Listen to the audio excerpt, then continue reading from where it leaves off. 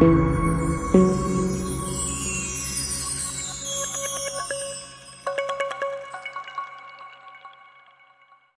کسان نے اپنی بیوی سے کہا، تم سست ہو، آپ آہستہ اور سست روی سے کام کرتے ہیں، تم اپنا وقت ضائع کرتی ہو۔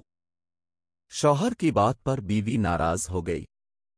اس نے اپنے شوہر سے کہا، تم غلط ہو، کل گھر پر رہو، میں میدان میں جاؤں گی، میں وہاں تمہارا کام کروں گی، کیا آپ گھر پر میرے کام انجام دیں گے؟ کسان نے خوشی سے کہا، بہت اچھی بات ہے، میں آپ کے کام گھر پر ہی کروں گا۔